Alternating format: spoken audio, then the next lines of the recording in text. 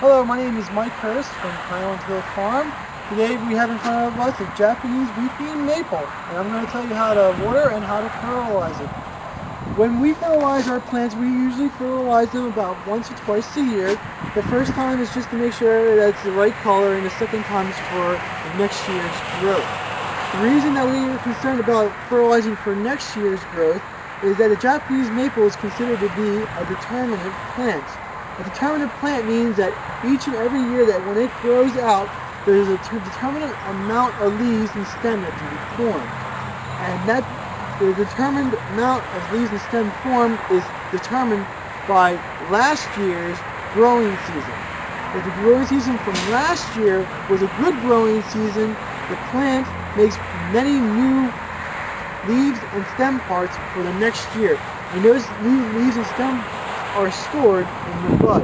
So when the bud forms, it's very important that it has enough water and enough fertilizer in the system of the plant to make lots of new parts for next year. When we fertilize for next year, we usually fertilize in about early August. That way that the fertilizer can get into the soil and get into the plant system. Because in about late August and into the fall time is when the buds start to form. And when we use fertilizer, we use a slow-release fertilizer called Osmocote, and we just do a broadcast fertilizer just on the top of the plant on the surface. We don't ever put any fertilizer injections or any of the liquid type in.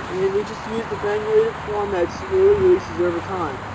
Usually, Osmocote comes in different colors for different years, and we can see here we have some green and we have some white.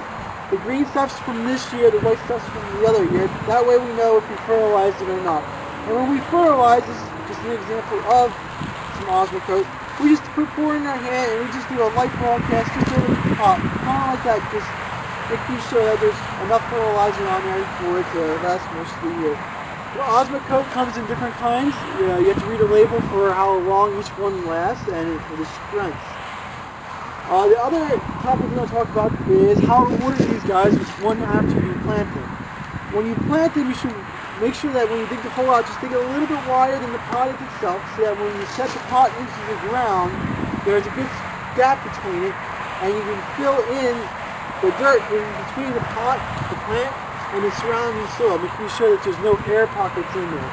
You don't want to compact the soil around. You just want to use your shovel to work the soil into the ground, getting rid of all the air pockets. After that, give it some water. That way it settles nicely. And after planting, make sure you go back and keep the ball moist. It's important to keep the ball moist, not overly wet or overly dry.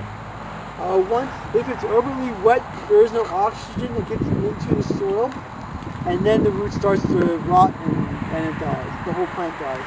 If it's too dry, the roots no longer grow and the plant wilts, and roots don't have cuticles on them, so once they dry out, they're toasted. So just make sure that keep it moist, and the plant should do fine. If you have any questions about the Japanese maple, just give us a call at 215-651-8329. Thank you. We're here at Highland Hill Farm on Route 313, and these are our real nice looking burning bush, Euonymus alatus compacta. These are about 4 foot high, 4 to 5 foot high, and they're a heavy plant here. They're in a 22-inch ball, and as you can see, after we dig them, we put a drip water line system down for them to take care of them. These are $60 until the end of 2009, and we have about 400 of these to sell. And you're welcome to come out to the farm and take a look at them. We're located on Route 313 in Fountainville, PA. These can take a little bit of shade. They are considered an invasive plant, so just to let you know, in some areas you wouldn't be able to have these, like in New England states it's not legal to grow this plant. But it's okay in Pennsylvania, as far as I know, New Jersey and other local states. So just give us a call at 215-651-8329. This is a real nice looking bush, is it not? This is the burning bush. Thank you. This is a block of witch hazel vernalis. They run in here anywhere from about 4 to 5 up to 7 to 8, and some 8 to 9 down in the lower end. Beautiful heavy block. Very nice plants. Good native tree. This is Nandina. Give us a call, 215-651-8329. We have plenty of them here. Real nice evergreen. Only gets to be about 5-6 feet. These are nice heavy plants.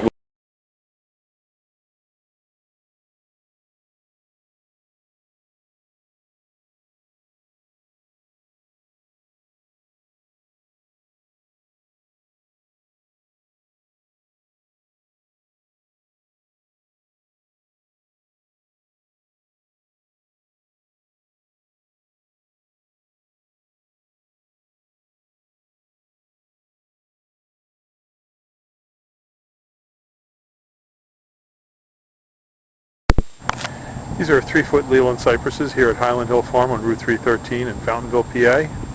We deliver and plant these up and down the East Coast. We sell thousands of Leland cypresses and green giant arborvitaes each year. These are our 3-foot Leland cypresses. Next to it are our 4-foot. And over here are some green giant arborvitaes. And we have thousands of trees, plants, and shrubs for you, as well as lots of landscaping stone and other materials.